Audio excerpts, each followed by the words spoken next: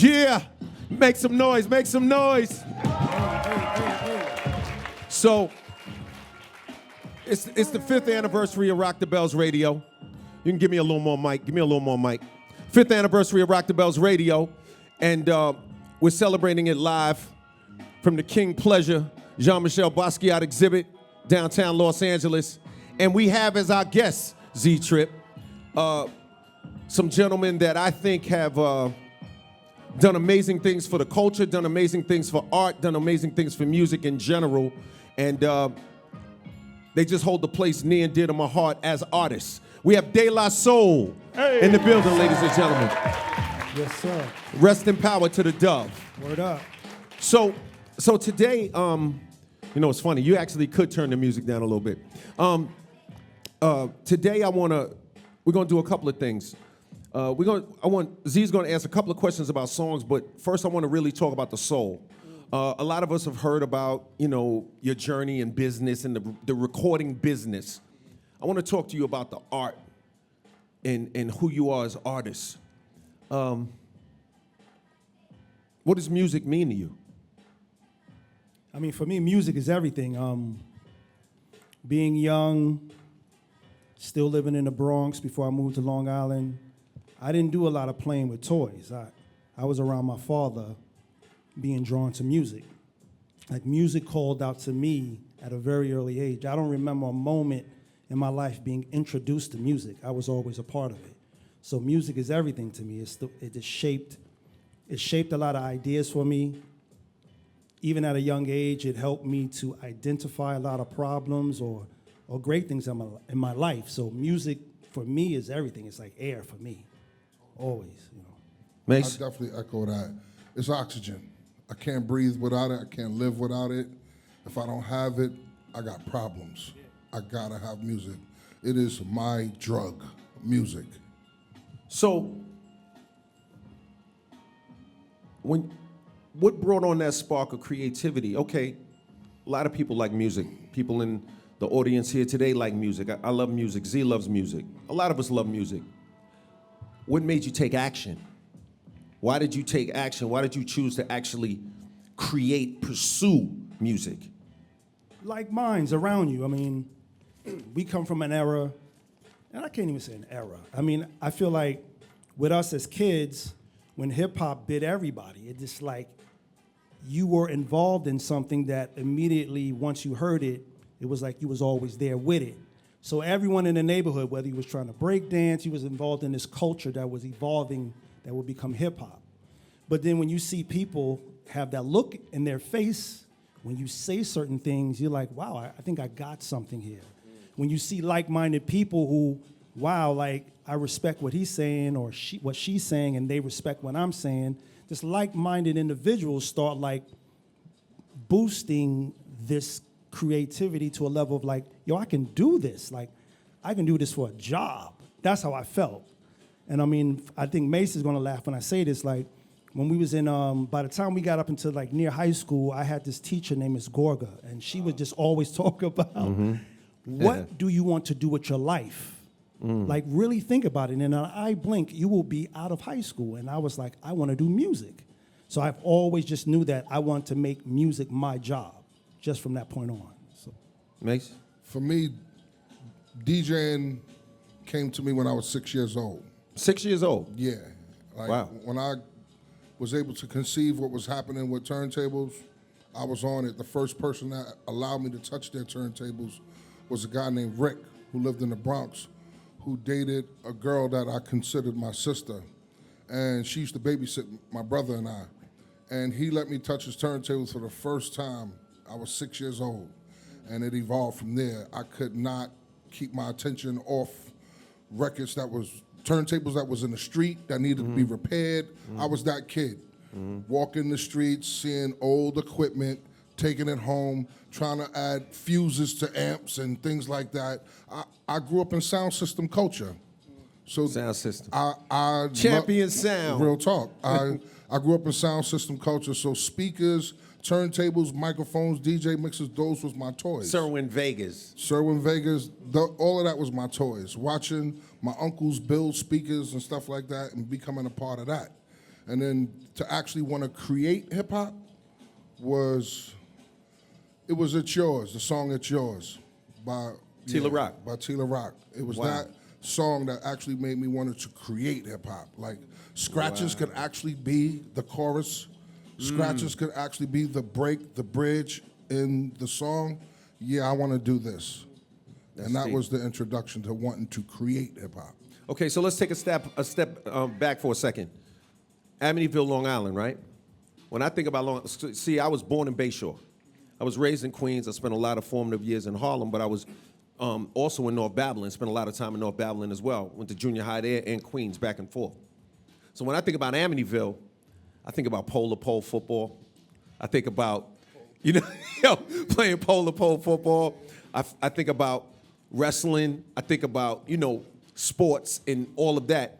Let's talk about your upbringing before the music that really influenced the music. Let's talk about that childhood. Like, tell me about Amityville. Like, I'm talking about 8. You talking about 6. So let's go from 6, 7, 8. Well, I didn't come to Amityville until I was 14. Okay, where were you? So I was in Brooklyn. You was in Brooklyn. Yeah. So let's talk about, all right, so let's start in Brooklyn. Let's start there. You hold that thought for a second. You were in Amityville, right, Pops? Yeah, I was in Amityville. So tell me, were you? Or where were you? Yeah, I moved to Long Island. From the Bronx? From the Bronx, 4th grade. Okay, so let's do this. Tell me about your childhood. Yeah. Just tell me about your childhood leading up, everything, like what that was like as you discovered this world of music and this world of life. Tell me about it. I mean, I moved to East Massapequa, so that's where I was at. East Massapequa is basically Amityville. You live on the borderline of Massapequa. Yeah, you pay Amityville taxes. Yeah. So my parents had the ability to send me to Massapequa schools where Jerry Seinfeld and all them was at, or I could have been in the Amityville system where there was a little bit more mixture of blacks, whites, Asians, so I went that way. But as a kid, you played hockey in the street. You had you roller skated, you had your bikes and you rode, and you had coming from a project building to like now you got houses and green grass and front yards and backyards. So, I mean, my brothers, knowing that they being younger and seeing my older brothers enjoy like parties when we was in the Bronx in this little room in one of the downstairs areas of the projects, it was like now it was backyard parties. People could turn around and just be in the back playing music and you just enjoying it. And so all that was my life. Comic books was my life. Okay. I love reading. Which comic books? Hold on. Don't which comic books? Marvel, DC. I was like an off-brand dude. It wasn't all about Avengers. I was Inhumans, Doctor Strange, Machine Man. I just love reading comic books. Love taking my little bit of chore money and going to the store and getting my DC, my Marvel fix. And I used to actually try to create comic books. I used to write it, draw, put the little air bubbles, put the words in. So that was my thing. I love to draw, I love to read. That's why when hip hop came along, it just, the act of storytelling, that meant a lot to me, and it was something I felt like I could attach myself to easily, Yeah. That's powerful. Yeah. Okay, so Mace, give me that same journey. You're Brooklyn, For like me in Brooklyn. Tell the truth. In Brooklyn, adolescence about ages between 6 and 8, I'm infatuated with riding big wheels. Okay. I'm riding Okay. big wheels. I like big wheels. I like them too. I was riding big wheels. Always had a fresh big wheel for Christmas between those ages, ready for the summer. Block parties. Tearing people's shins up. All of that. Jumping off the edge of the curb and all of that. But the block parties are what took control of my mindset when it came to DJ culture leading into hip hop. Because I think we didn't even have a name for this thing yet. Mm-hmm. It was just this thing that evolved around DJs and an MC that came out maybe midnight and rocked the mic for about 2 hours and had no songs, just rhymes. Just rhyming. Beats and rhymes. Beats and rhymes all night. And the break could have easily been impeach the president. I can't stop. Love Is the Message. Yep, of course. Was one of the main ones. One of the main ones. Love Is the Message on. So you got that? Let's find that. Go ahead, keep going. That was the records that was like captivating, you know, and here it is, I'm between the ages of 6 and 8 looking at DJs rock all night long on Hancock and Marcy. Do you remember the DJs? What specific DJs? Do you remember any of them? Loki, Ron C. Logie, Ron C. Ron C. Shout out to Logie and Ron C. Pig.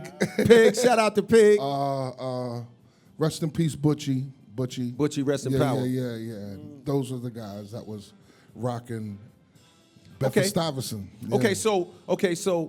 Okay, so you move, right? You said around what grade? I moved in 84, I was 14. You was 14 years old. Mm-hmm. So you 6th, 7th grade, somewhere around there? I was going to 9th grade. 9th grade, Yeah, okay. Yeah. You're smart. Yeah, 14, 9th grade. That's pretty. I'm born in January, so I can't. Yeah. I did everything. I was foul. I always felt left back. Going to anyway, grade. Anyway, being born in January is nasty. I was pretty decent. It's nasty. So you moved to Long Island when you was 14. Moved to Long Island. And you guys connected. I moved to Long Island thinking I was moving further away from my dream because it was so. The energy of this thing called hip hop was so strong in the boroughs. Obviously, it come from the Bronx. So it then transcended around the boroughs pretty quickly. And the minute I knew I was moving to what was considered the country of Long Island, of New York, Long Island, I moved to Long Island when we didn't have no FM radio out there. So you needed to be pretty wealthy to have an FM booster to get Kiss or BLS. Yeah. You didn't get that, you know? And I was. Don't say that. Yeah, come on, you know it was that. Stop playing. I lost everything when I moved out there. But here's the deal, I moved closer to my dream going to Long Island. Just when I thought I was moving further away from it, I moved closer to it. By my maybe 3rd week on Long Island, there was a party right around the corner from me in a spot called Hollywood Lodge. Prince Paul was in there. Almost every Long Island legend was in there. The ones that didn't get a chance to make records. Unbelievable. Salam, Ramel, Superstar, all these dudes was in there. And these are guys that Grandmaster, these are MCs and DJs who made a lot of noise on Long Island, you know, anywhere from Nassau to Suffolk, you know, from Hempstead on out. They had a lot of credibility for what they were doing. And Prince Paul happened to be the one everybody praised. And tell, it's the influence of hip hop, LL Cool J featuring DJ Z Trip, my guest De La Soul. Peace. We're live from the King Pleasure exhibit in downtown LA. Basquiat, an amazing artist. So keep telling us. Yeah, Prince Paul was the one everybody praised because he was the one actually making records. Right, he was find out he's from Long Island, but he's with a Brooklyn group, Stetsasonic. Right. So that was the entire connection between he and I. But that connection didn't happen until like winter of 86 is when we actually connected with Paul. Because we connected in 85. In summer school. Summer school, failing English. I've been there, bro. Yeah. I've been there. So we actually linked in summer school, 85. And the school was literally right across the street from my house. I could literally get out my bed, 5 steps, and then I'm in the class. That's funny. Yeah. So let me ask you a question. So a lot of people, and there are a lot of people listening who get talked out of their dreams. There are a lot of people who, you know, they have non-believers around them. Maybe they don't believe in themselves. They have self-doubt, doubters. Maybe their parents are encouraging them you should be an accountant, you should be a lawyer, you should be a doctor, you shouldn't. What were the people around you saying when you guys made the decision to go and to become artists, to actually pursue a dream in music? When we actually connected and realized we had something going on between us, it was a secret. It was a secret right up until the release of Plug Tuning. And maybe a handful of people knew. And why was it a secret? Why? Because of the non-believers, the doubters. You know, not to be funny, my mom in particular, I couldn't really talk about this like this. My mother didn't mind me doing what I was doing because it kept me out the street. Right. But when I'm trying to pursue it as a profession, she didn't see that. Not at all. No one saw that. So we kept it to ourselves. I know I kept it as a secret. I didn't tell anyone until I knew we actually had the demo that we made in the studio. And that's when I started to tell a few people. My parents were supportive. They didn't really understand it, but the whole thing with my parents was always, well, just have a plan B. Like, okay, I hear what you're saying, but I need to make sure you have a plan B. And my plan B was I had to go to college, and I was actually, and that was the same for Dave. Dave was in architecture. Dave was in architectural school. Myself, I went to Five Towns College. I was learning music law. So, yeah, I just kept going that route. He's right about no one in our neighborhood really didn't know me and Dave for rhyming, because we weren't the ones who was necessarily in a backyard rhyming. He wasn't hitting the parties up Mace's and all that. name rung out. His name rung out. He 'Cause was he on was DJ, flyers. yeah. He was DJing. We was more like closet MCs. It's like I was writing rhymes. We was doing what we was doing. We finally got connected through another gentleman named Charlie Rock, because he was our DJ. He was like, yo, it'll be dope if we had 2 DJs. I know this kid named Mace, and we was like, cool. And so that's how we all kind of connected. But no one really knew that I could rhyme. Even at times when we would go out of Amityville. Like we ran into JVC Force. We just played at record. And we ran into him. At CI. In Party CI, at and we CI. did a party, and we became cool after kind of battle. Central Islip. Yeah. Yeah. You know, That's my first time hearing him rhyme outside the house. Yeah. We would always do it in the house, but actually at a party, he grabbed the mic in CI and he got busy. I was like, yeah, let's do this. Oh, You know so what I let's mean? talk about when you got out of the cocoon, when you became butterflies. You know what I'm saying? So let's talk about the moment of the reveal to the world that we are De La Soul. No pun intended. Like, tell me about how did that work? Because you said it was during the demo phase. Like, was it during the demo phase? Like how did the neighborhood discover who you guys were? Like, you see what I'm saying? Like, I want to know. started And let me tell you leaking why out. I'm asking you that. Because I remember right before one of my first song came out, I went to a block party and told him, I rhymed and all that. I said, yeah, my new record's coming out in November. Dude got on the mic after I got off the mic and said, stop lying. The whole block laughed at me. You know what I mean? So There's the stop lying thing going on, right? Yeah, the stop lying. So I'm curious what what that was like for you, that transformation. What happened? Was there a moment? Was it sudden? Well, for me, it was coming in the cafeteria and somebody playing the song from taping it off the radio, whether it was Mr. Magic or Red. Right. Most cats, we couldn't be rappers to the weekend back then. Yeah. So it was the weekend when they actually recorded it and somebody played it in school. And I was like, yo, that's our record right there. And of course I got, stop lying. I'm like, for real, absolutely. That's our record right Yo, there. question. Who was it who played it first? Was it Red or Marley? Who Red Alert. Red Alert played it first. Yeah. I want to say P. Fine P. played Fine. it. P. Fine played What it was first. that like hearing your song on the radio for the first time? That's a big deal for That anyone. was the accomplishment for me. Yeah, that was it. You were I was like, actually kind of good. I can go to was school now. successful. I'm about to go to the military. That's I'm what like, he was really going to do. I'm on my way to the military. They're on their way to college. I just wanted to play with the static in the radio, to be able to turn the dial while it's playing, go back to it, and there's my song. That's all I really wanted. Right. And then Red played it. So that was a milestone. I was like, I arrived. Right. If Red is playing it, Marley playing it, I arrived. I'm finally in this respected game called hip hop. And it had nothing to do with money. It had a lot to do with acknowledgement and respect. Yeah, right. And that was it. Shout out. Yeah, man. And there was no videos yet. No videos. So like even by the time Plug Tuning was out, I was still in school. I was still in college. Were you telling people, yo, I got a and song no out? video. No videos. one. Well, how about this?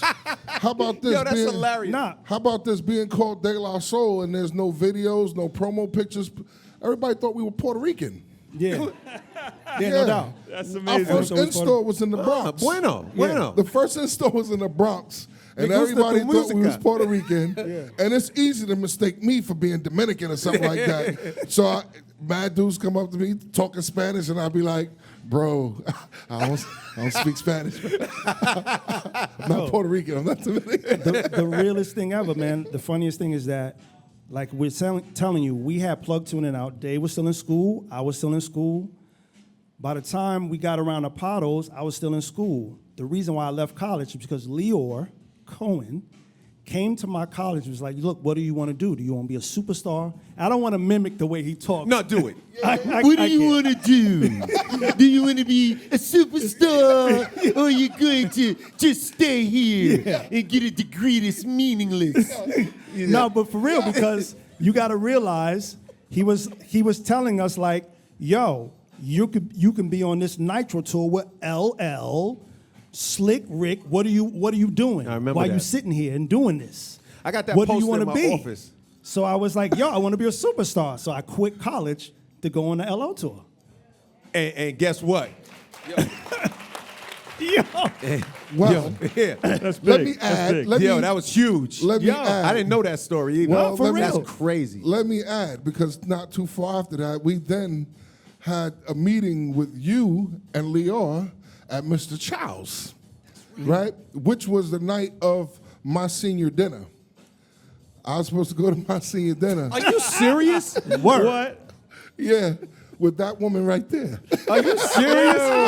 My bad. It worked out. we weren't. We were just friends then. We weren't even together. We were just hooking up. Right. And I had to break my date with her because I got a meeting with you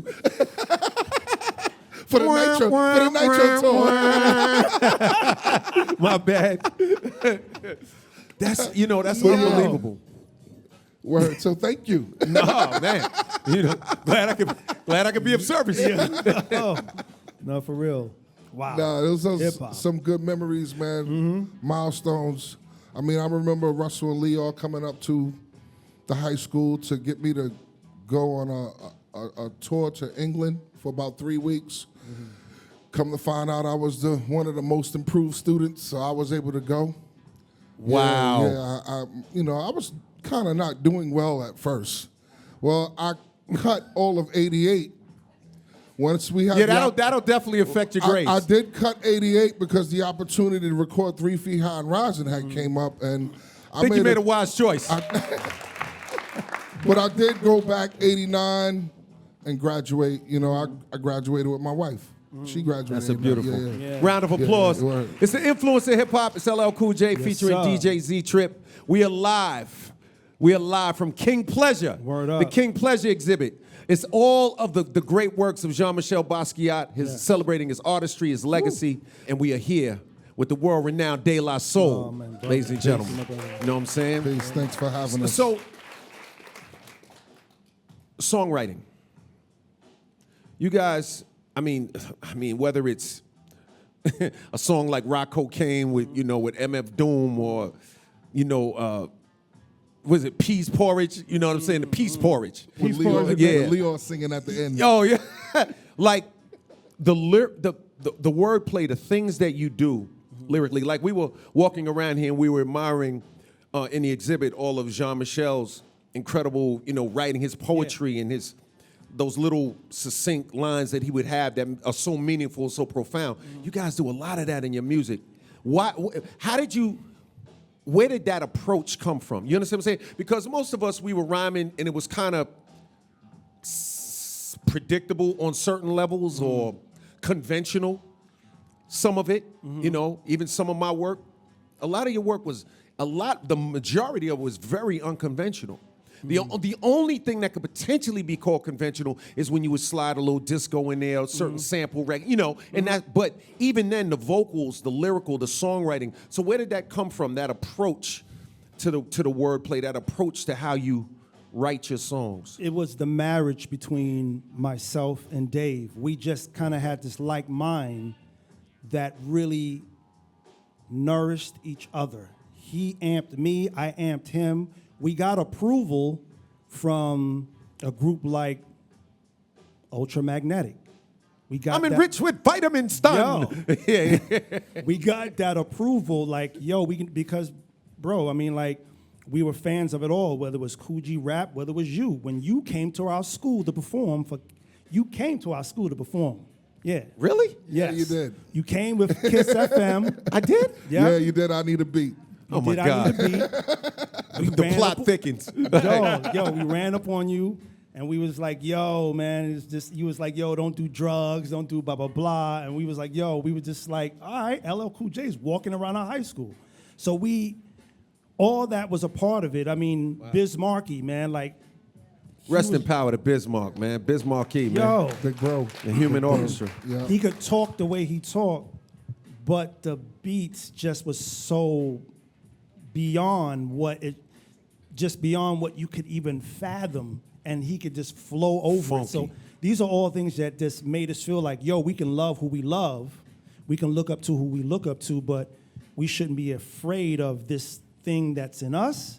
Let it show itself. Right there, I want to jump in because that's one of the main questions I had. I was thinking about, and you know, a lot of your fans will agree. I think you guys have a lot of creative courage. Creative courage, like that. It's one thing to be unconventional and to, you know, be yourself. It's another thing to kind of go completely out of the box and be fearless. Like you guys really, really do that. So when you made, like, were you afraid of that? Did you feel like, did you get anybody telling you that, that's not it? Like, why did you do that? Like, why? Like, why were you able to do that? Like, I'll give you an example. I made I Need Love. People thought I was insane, right? Like, how could you do that? Like, so I'm saying, what made you comfortable with the thought of, you know, speaking the way you spoke? It was really, really different. You know what I mean? And I know you can jump in as well, but I had an older brother, right? I got two older brothers. I had one brother, but right in front of me that he was one of the sweetest guys, but he hung around some of the most hard rock guys, and he was nothing to play with. My name, Little Merce, came from people calling him Merce, and cats didn't necessarily mess with me because of him. But we had this way of talking that even the hard rock dude or the drug dealer dude in our neighborhood, they were cool with it. They didn't necessarily make me feel like, yo, you doing some nerd shit. I don't know if I can curse, I'm sorry. No, you good. This satellite. So, Fuck yo. it. Talk. It's So all I good. mean, it was really, for me, a lot of people around us that didn't necessarily make us feel like, yo, y'all bugging out for doing what you're doing. Like, they felt like when I expressed myself in front of Dave or even someone like Mace, like, he didn't necessarily make me feel bad for saying what I was saying. And that confidence came from there. So like a song like Millie Pulled the Pistol on Santa. Whoa, It's like, Yo, You know. that, and hold on, let's hold on. I just gotta stop the music right there. That song, I want to touch base on that because you guys are wordsmiths all day long, and you always put together these incredibly dense records where you got to go back and listen.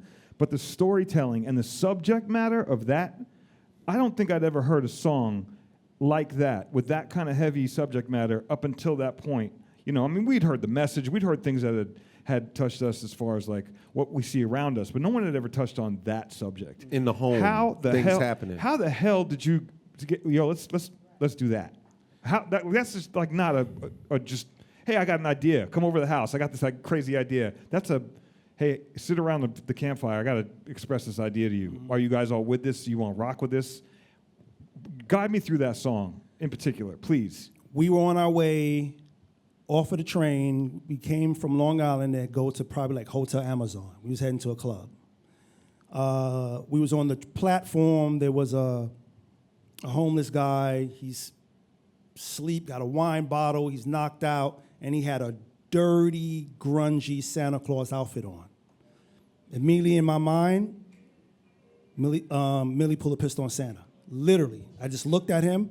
I pulled out my, back then there was no phones. We had little notepads. I just wrote that down. I said to Dave, like, yo, this would be an ill title. And like I said, the immediate support. Word, Merce, that's dope. But he was like, what would it be about? I didn't know. It was just, I held on the title. So just like to bring it back to the art, walking around seeing these amazing paintings and these words written down, that's how we did. We just wrote words down and then added meaning and substance to it later. Wow. So then someone very close to me went through that. It was like, yo, I can make it about that. Then Prince Paul sent this cassette tape that had a bunch of beats on there, and this music started playing, this funkadelic sample, and I said to Dave, like, yo, it's this song right here. It's this. And then right there, it just flowed out of me. I just wrote it that quick. And he was like, yo, Merce, what you writing is so dope. You write it. He let me write the entire thing. Oh, wow. Yeah. So I wrote all of our verses to it, and that was it. Yeah. That's amazing. So, okay, to add to that, staying on that, you, as a DJ, you probably DJ, at the parties and different stuff for other MCs and probably interacted with other, MCs and all that. How did their style, how did their style affect, like, what were you thinking when you heard it, when it came back to you? You understand what I'm trying to say? I actually got it. It spoke to me. It spoke to who I am as an individual. They were my friends that I can actually bug out with. I had other friends that weren't really friends. They were friends that was out in the street. So that was it was a common language. There was a common language amongst us just being students in class and just, these are my friends I could laugh and joke with, do silly stuff with. It had nothing to do with, like, you could check your ego at the door and just be friends. And the music is what we developed our friendship over. So it was, what was coming out was speaking to me. I understood what they were saying, regardless of how eccentric or eclectic or the wordsmith of similes and all of that, it spoke to me. And the music that I felt like I was coming with lent to it as well. We just had a synergy that was building over our friendship. But that's also something that you guys had that, but then you didn't just stop there. You kept building upon it. Yeah. So Millie was like that was the first taste of whoa. Then you get to something like Trying People. That song to me is such a work of art in feeling. I mean, I'm gonna be straight up. When I first heard this song, tears. Yeah, straight up tears. same And I'm here. like, just on the strength of what you were saying, I could relate to it. I could relate to it as your lyrics. What's the line? I got 1 million fans around the world, but my girl's not one of them. Finish that. What's the line? I got a million. You got me on the spot. Sorry, but no, it says something I like got 1 million fans around the world, but my girl's not one of them. And my relationships. My career is a hindrance to her progression. Yeah, because our relationship's a question. Because my career is a hindrance to her progression. Yeah. the whole. I mean, the breakdown of that, Dave's verse as well. That was like. And then you added about not hurting, like not wanting to break up with her though, because that Yeah. would hurt you. Yeah. On top of that, go ahead. The go ahead, original Sid. verse was longer. It was longer and sadder, and I was like, okay, this is too sad. I got to Jesus Christ. I hadn't really heard a hip hop song hit me like that and get me in the feels like that at that time. You have to understand, we was coming out of weeks right after 9/11. I was on a plane landing when it happened. I was descending into JFK, but when I left my home, my kid's mom was upset because I had to go and finish this album, and she was unhappy, and she was questioning our relationship. So I'm landing. I wake up. There's crazy stuff going on. The pilot is like, look, I think a plane just crashed into the building. I am encouraging you to get on your phone and find out what's going on. I call. She's crying. I'm glad you're okay. 2 planes hit. I'm like, oh my God, 2 planes hit. Everyone's going crazy. 2 fighter jets pull up next to us. Pilot is like, we got to be diverted to Allentown because they're going to shoot us out the air if we don't. So all this was happening to coming into making Trying People. I get there, Dave's there. I mean, New York was a ghost town. You could stand like right in Broadway. We did this in Quad. You can see all the way downtown because there was no people. Wow. So that's where me and Dave just took our lyrics right from there. Like, it was just, you was questioning what was going on with your life, the world, and that's what came out of it, you know. Beautiful song, man. Amazing work of art to me, man. And the fact that you guys, to me, were so relatable. Like, you just let it all hang out. I mean, that's something that hip hop has always been very about. Struggle with. Yeah. Just in the front, everything's good. In the back, I'm gonna have a drink afterwards, and we'll catch up. But right now, I got to do this show, so I got to be in front. Yeah. Everything's got to be you. Or I have to front. Exactly right. But you guys just put it out there in a way that it. I mean, vulnerability is the I'll word I'm thank looking Prince for. Paul for that Yeah. that freedom of expression. Yeah. I believe there was something that he was dealing with being in a group that he felt squelched. So I think when the blessing came that we all connected, he allowed us to express a freedom I think he always wanted to have. And always told us not to take this hip hop thing too serious. Be yourself. And I'll never forget Daddy-O actually saying, yo, make sure you come in this game who you are, because that's how you're gonna leave. You know, if you come in this game trying to portray to be somebody else and keep it up with something, you're gonna be done quick. But if you come in who you are, this is exactly how you wanna leave as a person you I are. think that's added to your longevity is the fact that you guys have done that and stuck to that. I think that's why more people can connect with that, man. Round of applause, by the way, for these guys for just keeping it true. You know what I mean? If I may say, just a funny, well, not funny, but something that a lot of people don't know. Once we actually got down with Paul, and we had this fork in the road where we could have went someplace with Paul, or we could have been down with Lumumba. Right.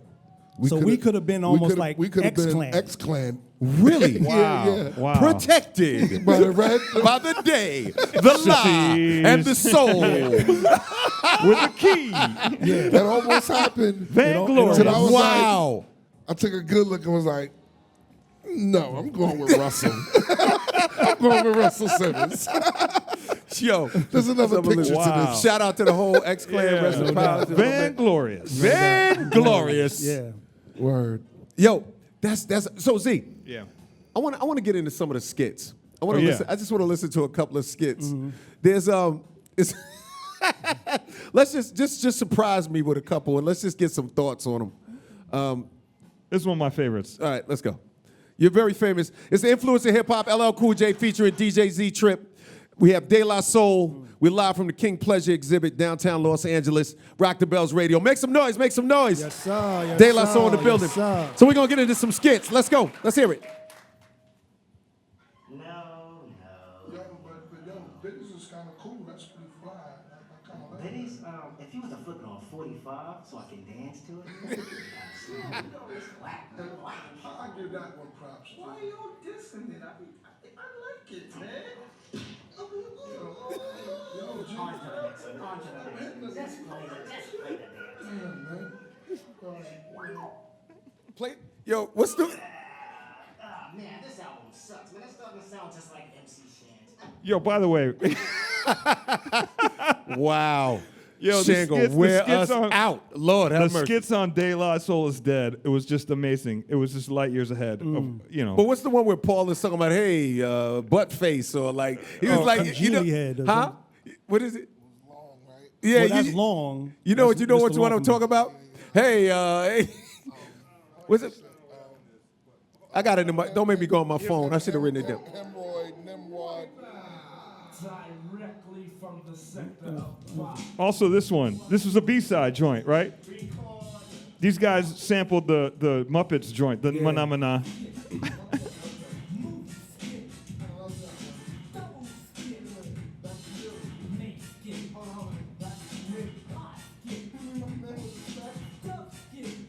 It's that double Huey skit.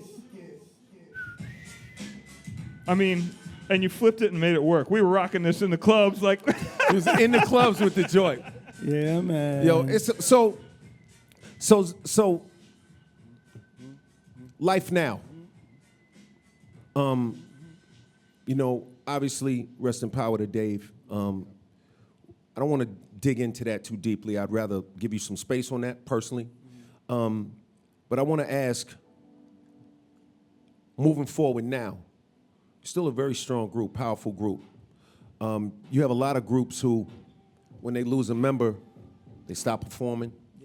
They walk away. They find, and you know, and people feel what they feel. So I'm not judging. I'm just saying some people, when these types of things happen to groups, they walk away from it and they just can't get they can't get over that in order to keep pressing forward as artists and creators and performers. Are you guys going to continue to perform? I know you've done some things, but that doesn't necessarily speak to, moving forward. You've done some things to celebrate Dave. You've done some things, I get that. But what's up? Are you going to keep rolling? We're going to keep... I personally feel like we have a responsibility to continue.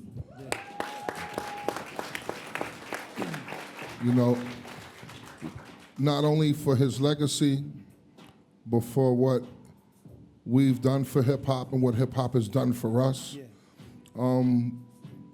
We got involved in something as a childhood dream that actually became something that's bigger than us. So to walk away from it is like abandoning your child, and I couldn't abandon this. Not when it's the very thing that changed my life, the very thing that I wanted to be a part of in my childhood. I'm gonna do this until I die, like my comrades. I love that. That's I how it's respect going that. down. Let's have a round of Amen. applause for that. Amen. So, Pos, It's Stop Sound.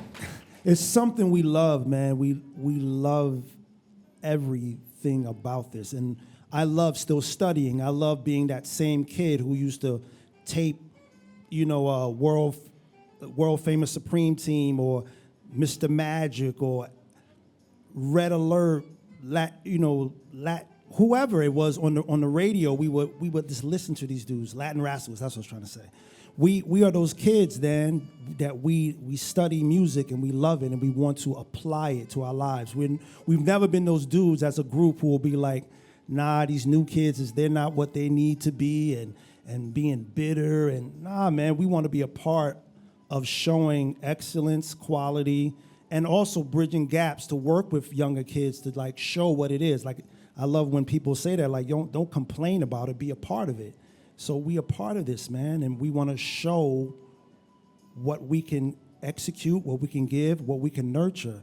It's a blessing to get flowers from people, but it's about getting flowers and seeds to plant new flowers. That's what we're trying to do. Yes. You know what I'm saying? Definitely. That's I it. love that, That's man. it. That's real. I love that. So, recording. I'm sure, like we all, like I probably have 10 or 20 albums that I've never released, right? I'm sure you have a lot of music that you've never released. Will you record another De La Soul album? Will there be another De La Soul album in the future? Absolutely. Yeah. We absolutely that. Yeah. One of our promises is to complete the Artificial and Intelligence trilogy. Yeah. Right. We was always supposed to do an AOI 3, so that is like the very next thing we're doing. The very I love next that. thing. I love that. Yeah. It's one of the things that the Anonymous Project, and we could talk about the Kickstarter. I don't want to. That's not the part of it that's impressive to me. And it was fantastic because it took a lot of courage to be able to step out and say, "Yo, y'all rock with us." Like I get that, and that was dope. That was dope because that takes a lot of strength because you got to be vulnerable and say, "Yo, hey fans, y'all love me. We want to work, help." Yeah. Anyway, my thing is. The sonic choices on that record, the way it sounds. You even put out an instrumental album. Like it was so clean. Like Pain was so like there was so many like clean like I sent you a couple of songs this morning, Z, that I Royal thought Capes was, joint was one of them. Yeah, Yo, yeah. Royal Capes was crazy. Like I loved Royal Capes. You know what I'm saying? Just the vibes on that joint, what you was bringing. You know what I'm saying? What was the thought on that? Like you had like all of these musicians, like talk to me about those choices. Talk to me about that. Like what I want to know is, how do you do what you do, man? Like I want to know how you really do it. God leads first. Okay. God leads first. And I love that. Then everything else falls in place based on how you just feel about it. One thing I know, we've always tried everything. If we're not happy with it in the end, then we can it, but every idea is tried. No one has a bad idea. You don't knock it until you try it. And then once we try it, if it doesn't fit, then we get rid of it. But if it fit, we rock with it. The musical choices, I will say with this particular record, had a lot to do with our sample issues in the past. So to be able to make a record where we sampled the musicians that we actually jammed with. You created your own source material. Created our own source, exactly that. And made what we call hip hop from there. You know, sampled ourselves. Round of applause. Yeah, dog. That's powerful. And we had a lot of fun doing it where, as Mace is saying, we never discard anything until it's tried. You know, like, say a song like Snoopy's. It came from the band that we were working with. They try to present something. We was like, this sounds cool, but I don't know if we would rhyme on this. And I just happened to make a joke, because I was like, yeah, like this sounds like something Talking Heads would sing on. Everyone started laughing, and then went bing. I was like, but wait a minute. What if we actually got David Byrne to sing on this? Wow. And then it was like, but what would you rhyme on? So it was this other beat that Dave West, who was working with us, he had put together. I was like, yo, the tone of that sounds like something to rhyme on. Let's put it together. And so that's what we did. We tried it. We was like, look, all Dave Byrne could do is say is no. And he said yes immediately. We was like, all right, well, have at it. And so, I mean, that's pretty much like what we go through, man. It's like, try it. All someone can do is say is no, you know. So yeah, it's so funny. A mentor of mine, once told me, he said, the best thing about making records is you ain't got to put it out. So relax, just make the song. It ain't got to come out, so make the song. And then we'll see where it goes from there. Has to know. Nobody has to know, just make the song. Right. That's powerful. That's powerful. That's powerful. Good.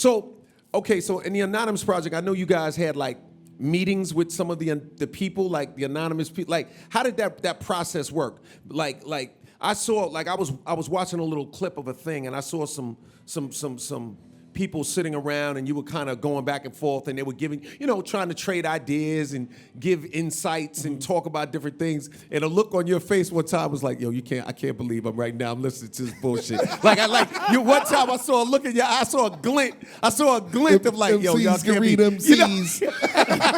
Yeah, exactly. He done had enough of this shit. Your poker face game is, Yo, you don't have one. Yo, I saw a glint. Like, tell me about that process. Like, how was it working with all of the, respectfully? No. It took a minute. We love the fans. It took a minute for us, and definitely the band, to get in a groove with each other. We were blessed to have them have a lot of respect for us as a group. And we love stuff that some of the members of the band, they was with Breakdancers, and they did a lot of different things. So we respected each other, but it took a minute for us to really kind of connect. Like, because it was like they was connecting from a musician, like being this musician, and then at points they could look at us like, but y'all are hip hop dudes. Not realizing that, but we're composers, and we are these dudes who have, we have taken records and reconstructed and broken things down to its last atom and formed, and then they start to appreciate that. You know what I'm saying? So it took a minute for us to get in the groove, but once it got there, man, it just took off. It took off. It really did. Yeah. Round of applause. It's the Influence of Hip Hop, LL Cool J featuring DJ Z Trip. Yes, sir. You know what I mean? I have the world's famous De La Soul in the building. We are live from the King Pleasure exhibit, downtown Los Angeles, celebrating the life, works, and legacy of Jean-Michel Basquiat. It just feels good, man. Yeah, It just man. feels good, B. Yeah, man. So your early influences, right? You talked about the Cold Crush. Let's talk about the Cold Crush for a minute. Tell me why the Cold Crush, what they meant to you. I would say Cold Crush and Fantastic Romantic. For me, it's Theodore. Grand Wizard. Grand Wizard Theodore. It's Charlie Chase. DJ Charlie Chase. It's the one-man band. It's the guy who knows those cues so the MC lyrics can come across to the audience, those punchlines, those parts those little nuances that gives that MC his groove, period. And it's just little things, whether it's a drop or the transition in the record, however it breaks, the way the ad-libs come, when you highlighting the line in somebody's rhyme, just that one-man band who back up his crew. I tell you one thing, bro. Whoever was the first person to speed up Rockin' in the Pocket to 45. Whoa. Oh, yeah. Whoa. We got Rockin' in the Pocket over there? Yeah, Whoever did that. Yeah. Because I'm telling you, me being on a school bus hearing some Paul Chisholm playing someone cutting Rocket in the Pocket, that's where I got coded, like downloaded, and I was in. This is where I was in. Like, I can do this. This is so hip hop. This is like DNA Yeah. hip hop. Cut it up. Z, cut it up. Cut that Yo, joint up a little like, bit. Hearing someone just cut this, you didn't even understand it. Like, it didn't. What is this? It's chipmunks. You thought it was chipmunks. You don't realize that it's It was actually hard, sped right? up. But it's, yeah. And that's art. That's artistry. Someone taking something My and man. making it into something else. This was everything to me. Oh man. This Yo, is that crazy. record was crazy, right? And those cold crush routines, fantastic romantic Yeah. routines. You know what I'm saying? Wild style, The whole the whole vibes, that- right? The Force MCs the Foursome C's. before they was the MDs. Obviously, them. Flash, Furious 5. Yeah. Flash you and the know, Furious 5, the Treacherous 3, of Treacherous course. 3. Treacherous 3. Crash Crash Crew. Crew. So let's talk about the Crash Crew for a yeah, minute. yeah. So the Crash Crew, and for all of you, everybody listening, it's LL Cool J featuring DJ Z Trip. We're at, the Jean-Michel Basquiat King Pleasure exhibit. We're talking to De La Soul, and we're talking about some of their influences. So the Crash Crew, let's like a lot of people. Well, on the Rock the Bells radio, a lot of them know, but a lot of our listeners are actually under 25. That's like a dirty little secret about our radio channel. You know what I'm saying? Hello, all y'all. Welcome. So tell me about the Crash Crew. Crash Crew. I mean, that's where Maseo is rocking on the radio. Yeah. That's Yeah, where that yeah. came from. I mean, these is our early influences, man. This is everything. I mean, if you really truly listen to De La Soul's music, it's nothing but homage to that era of hip hop. Yeah, Definitely. Nothing it's but. sprinkled Even in all our through it. live show, Yeah. it's nothing but homage to that. Madtronics, Yeah. you guys put all kinds of little, you know what I mean? I mean, this is everything, man. Yeah. This changed my life right Yeah. here. Yo, what about this For one? What real. about DST, man. these guys? I heard I mean, this. I that was era like, of hip hop was like, Right? when you didn't have no money and you was hungry, you heard that. It took Yeah. your hunger away from a Because it was little the first while. time. It was the first time for me. It was the first time I heard young black men speaking powerfully and women speaking powerfully, like sounding empowered, sounding like what their words meant something to people. You understand what I'm saying? Because normally at that time, you really would only see a kid bent over getting stuck in a police car with cuffs on, or complaining about something some way they were being wrong. It was a lot of victimization was being promoted. This in hip hop, I heard power. You know what I mean? And like I'm just like you. I named my first album Radio because I wanted to be on the radio, right? And you know why? Because we felt invisible. Right? My friend, like nobody cares. Like it's like we're invisible. Right. It's like we hear, nobody can hear. I want you to hear me, right? I want you to feel me. Is that what you felt? That's what I felt. Definitely. I mean, I just want people to know what this thing is that we finally called hip hop.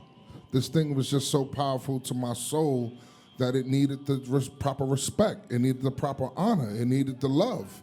It was like we had to be a force to be reckoned with as a genre, period. And I think every artist that even came along presented that behavior, because if it was in the Bronx wasn't just giving Brooklyn love.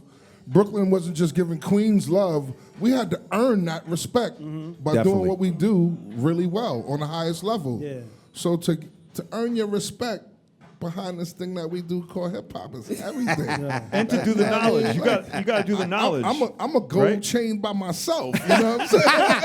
I am the gold chain. I am the gold chain. Who got the props? Man, I am Yo. the props. I'm telling you, it's crazy to say it like this, but it's almost like I wish I could actually go back and there's certain parts of being young and paying attention, because like even with Basquiat's work, like I almost feel like with artists, like is it like even when it comes to words, is the words already there for us, and then you just run into them at the right time? And the same with images, because it's crazy. Like Dave, before he passed, he said something in an interview that was really dope that I didn't really know about. He says like when he writes, he saw colors. Like he starts seeing oranges and da da da, and those colors that he starts seeing made him feel that the beat was what it needed to be. Because Dave was very picky. And he was like, yo, because once I hear something, if I don't see that color and start seeing images and words, and it's funny because we never shared that with each other, but I was the same way. I would start seeing comic books and different flashes of stuff, and like an artist. So it's not like a spray can, but it's like you just pulled out your pen and start spraying up the notebook. Yeah, it's You know what I'm funny. saying? Yeah, I agree with that because when I hear certain beats, I see geometric shapes. Woo. You know what I'm saying? And when the geometric shapes, certain shapes, normally when it really works, I see all the spaces. When it doesn't work, it looks crowded to me. You know what I'm saying? And Crazy. And it's not sonics because it can be very full sonically, but visually it has to have space. You know what I mean? So I can relate to that. Yeah, you know what I'm no saying? doubt. Yeah, I can relate to that. I That's can relate dope. to that. That's real dope. Yeah, that's real crazy. dope. That's crazy. So, ladies and gentlemen, look, your catalog is streaming. Yes, sir. Last time it's charting crazy.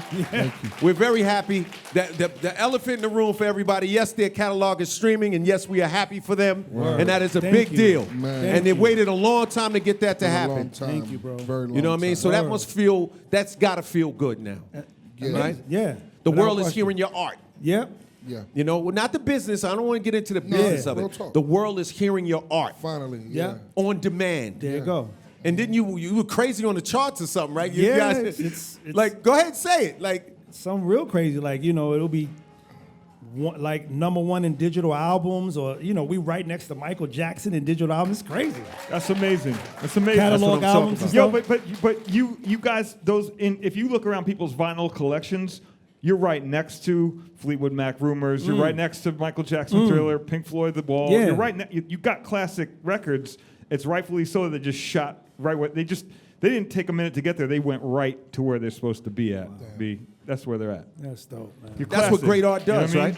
right? You know, it's just like the painting behind the bar. You know, the notary with the copyright symbol and the crown. You know what I'm saying? Yep. Certified, notarized, copyrighted kings. You know what I'm saying? Like, that's got to feel good, man. That's a blessing. It is. That's truly a blessing. It really is, man. That's truly a blessing. You know. That's truly a blessing, And man. it's dope. Someone was saying to me not too long ago, it was like, we've been a group that we helped build something and we didn't take equity out. You know what I'm saying? And the equity just continues to build, and now it's overflowing, and That's beautiful. Yes. You know? You made a lot of contributions over the years, and you're finally able to get some of the fruits. Yeah. And guess what? That's a beautiful thing. no doubt. Yes. That's a beautiful thing, and you should. And it's Pain only will right. make it better. Oh, yeah. Pain will make you better. That's my right. man. Pain them. Exactly. Yeah. Wow. You know what I mean? Snoop was floating on that joint, too. Woo, and the fact that you now own your stuff. We were talking about that too. It's like there's the synergy of owning your own art and being able to do what you want with it. Yeah. You know what I mean? And the beauty of this moment, like we were saying before we was even on the air, it's not just this moment. What people don't realize is this moment, 300, 400, 500 years from now is a whole nother thing. There it is. This is a much bigger moment than people may realize. The greatness of your artistry, touching this art, us speaking, us vibing and connecting in this room at this time, on this place. This is a beautiful moment in history and time. We did something good. That's dope. We did something good, man. We rocking the bells, There baby. you go, We rocking man. the bells. We rocking the bells. Ladies and gentlemen, let's have a round of applause for De La Soul. I want to thank you guys for joining us Make some noise today. for the DJ. Make some Incredible. noise for the DJ. Make some noise for So- the DJ. DJ Z-Trip, tearing it up. Rock the Bells Radio, 5-year anniversary, baby. De La Soul in the building. King Pleasure. De La Soul. Forever, forever, forever, forever, forever.